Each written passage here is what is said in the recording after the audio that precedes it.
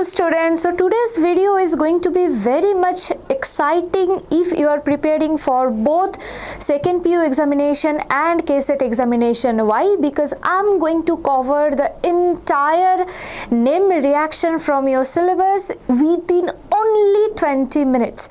Yes, you heard it correctly, only 20 minutes. All the reactant, reagent and the product, and few cases, if those are important, I will discuss the mechanism as well. So yes, you have to go through the entire video till end, and also you have to comment me below if you need such a rapid revision of all the chapters of chemistry, means all chapter in 20 minutes. Then we will definitely make such videos in other subject as well. So yes, without further delay, let's get started. So here we can see the first reaction is aldol condensation. So aldol condensation, definitely it's a condensation type of reaction that usually we perform in carbonyl moiety.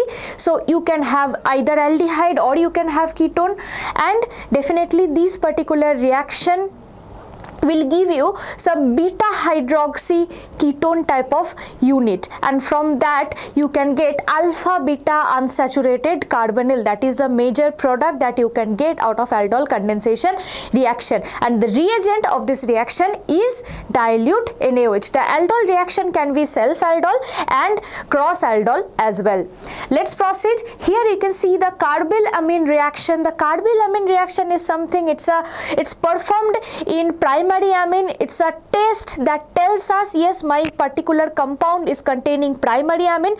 So what do you have to give? We have to give chloroform and KOH, and we will get some foul smell after the reaction. So that indicates the preparation of isocyanide at the end. Let's proceed. Here comes the Cannizzaro reaction, very important type of reaction, disproportionation reaction. Here the main important fact that I want to highlight is Cannizzaro is given by only those aldehyde which are non-enolizable, means which are not having any kind of alpha hydrogen, okay? But whereas it was in the case of aldol, it must need the alpha hydrogen, but in Cannizzaro it's not needed. And here actually as a reagent you need concentrated or 50% NaOH, and this aldehyde will be oxidized and reduced simultaneously to give you the alcohol and the carboxylate unit. Let's proceed. Here you can see this is a reduction reaction, Clemenson reduction. If you are having carboline unit, then zinc amalgam in presence of HCl. The reagent is very important. Sometimes they ask in the direct MCQ question as well. So it will be converted to normal hydrocarbon. Next you can see this is the ATAR reaction, a very important reaction. The reagent also sometimes they ask. So if you start from the toluene, your reagent is CrO2Cl2 and you will end up with the benzaldehyde. Next you can see Friedel-Crafts reaction. So Friedel-Crafts reaction is definitely you have to start from the alkyl halide. You have to give Ki. Okay, you will get alkyl iodide at the end of the reaction. It's a basically halogen exchange reaction. Okay, so Ki and acetone is the reagent, and you will end up with the alkyl iodide. I guess it's clear.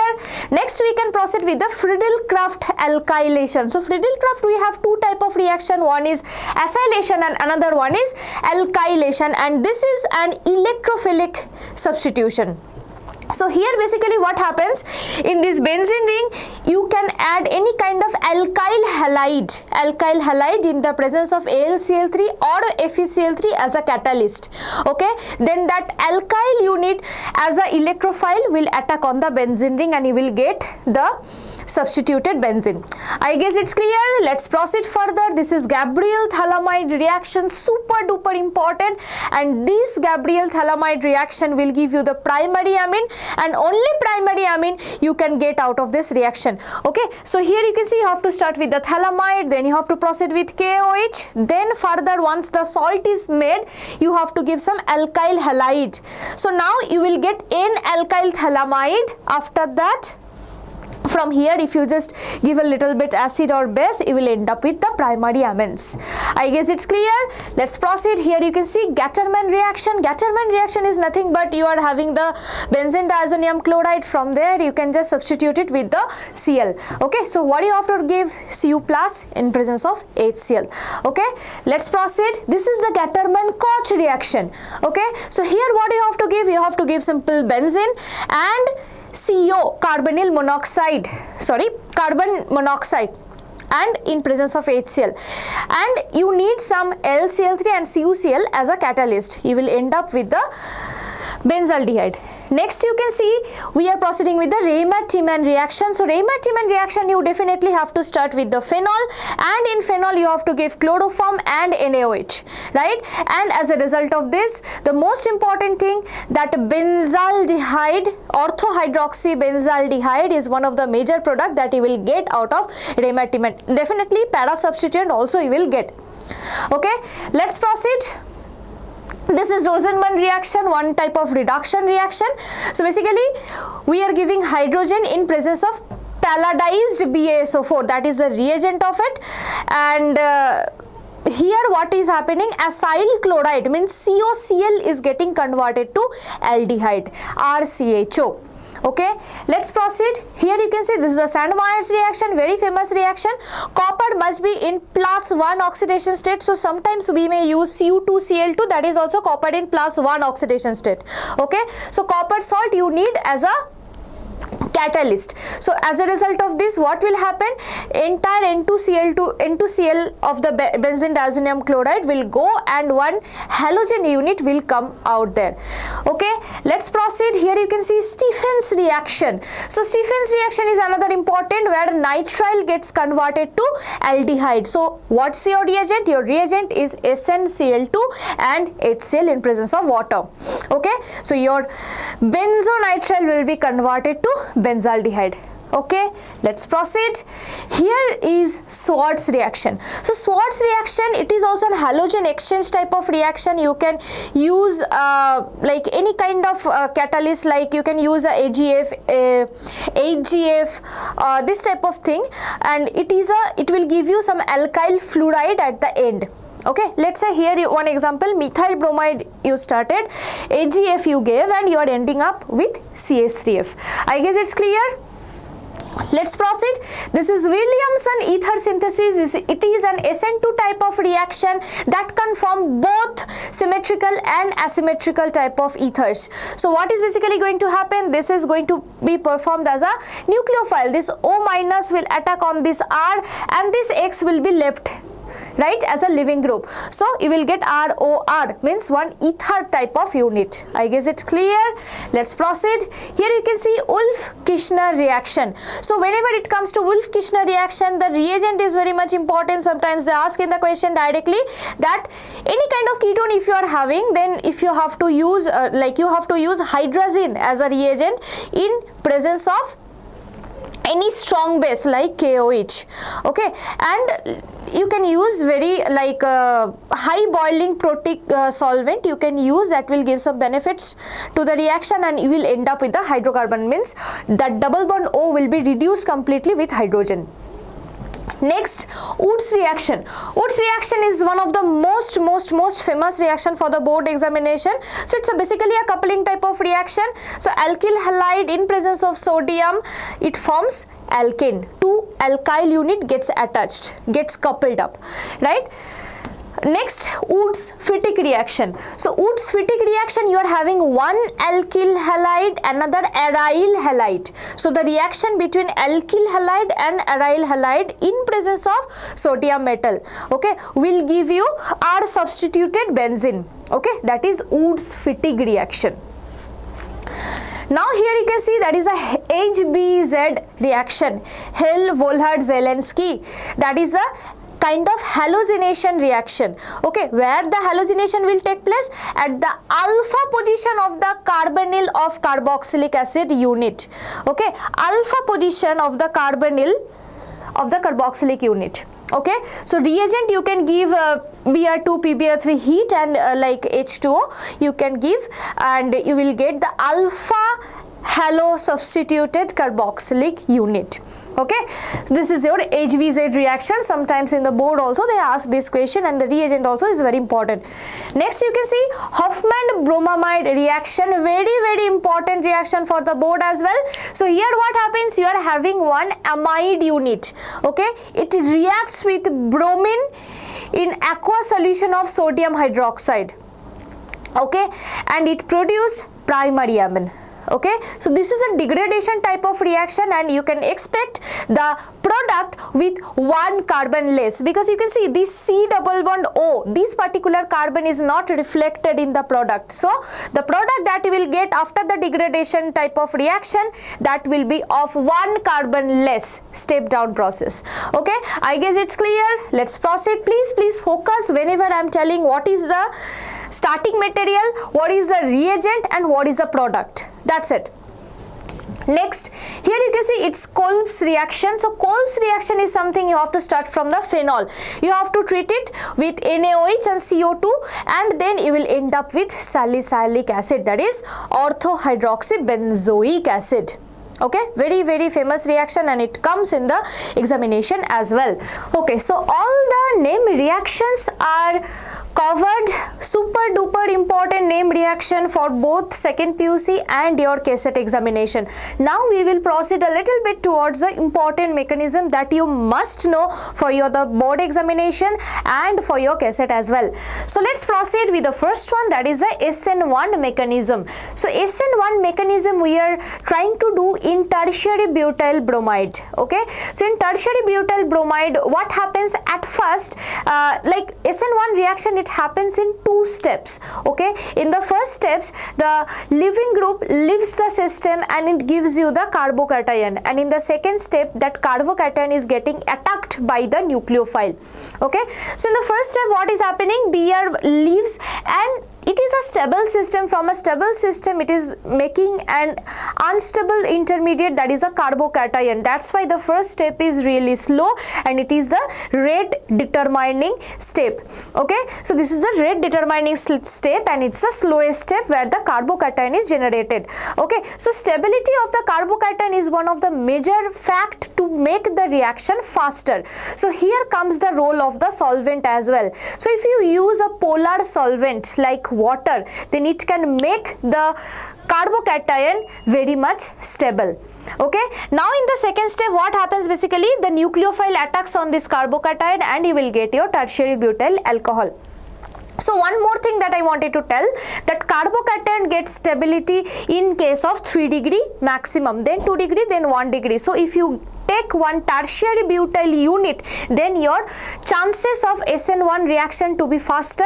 Okay, and one more thing, that it is a fast order reaction, because the rate of the reaction depends only upon the concentration of this particular starting material or tertiary butyl bromide only. Okay, I guess it's clear to you. One more thing that I wanted to mention here, if you want to proceed SN1 reaction with an optically active alkyl halide, then you can expect an racemic mixture as a product. So the product is R and S mixed, the racemic mixture. Okay, so this is all about the SN1 mechanism. Let's proceed a little towards SN2 mechanism. SN2 mechanism is quite simpler. It's a single step concerted mechanism. So what basically happens, in a same step, the leaving group leaves the system and the nucleophile attacks over there. Okay, and as a result of this, you will get a penta-coordinated transition state in between. Okay, so what is basically penta-coordinated transition state? Here the leaving group is also partially bonded to the carbon, and the nucleophile is also, the upcoming nucleophile is also partially bonded to the carbon. That is the transition state. So after that, basically what happens, the Br means the leaving group that leaves the system permanently, and the nucleophile stays over there, right? This particular case, one thing I need to mention, if you start with an optically active alkyl halide, right, optically active alkyl halide, then you will expect one inversion in configuration. Means if you start with R, you will end up with S. You can see a tilt in the structure, a tilt in the configuration is taking place over here. Okay, and this is something that makes sure that SN2 mechanism that is happening. And another thing that I wanted to tell, backside approach needs to be very much clear in SN2 mechanism. Means let's say if I have taken this tertiary butyl bromide instead of this, let's take this tertiary butyl bromide unit. In that particular case, the backside is completely hindered because of the presence of bulky group. So backside attack will be prevented or prohibited, right? So in this particular case, SN2 reaction rate will be slower. And about kinetics, it's a definitely second order reaction where rate depends upon both the concentration of the reagent, I mean the nucleophile, and the starting material. I guess it's clear. It's all about the SN2. Next you can see catalytic hydration of alkenes. So basically at first what happens, water in presence of a little bit H+, catalytic amount of H+ acid, it forms protonated water. Okay, then this alkene group works as a nucleophile. This alkene double bond, this pi electron cloud approaches the hydrogen and it makes a carbocation out there and H2O is formed. Okay, after that what happens, the nucleophilic attack takes place over the carbocation. So now water plays a role of a nucleophile. Now water will attack on this carbocation and it will form this type of OH2 plus unit. Now what happens, deprotonation takes place. Now another water comes and takes up one hydrogen and it becomes alcohol, and H3O plus is regenerated in this process, and this H3O plus further works on another alkene. So these three steps are important. First one is protonation on alkene. Next one is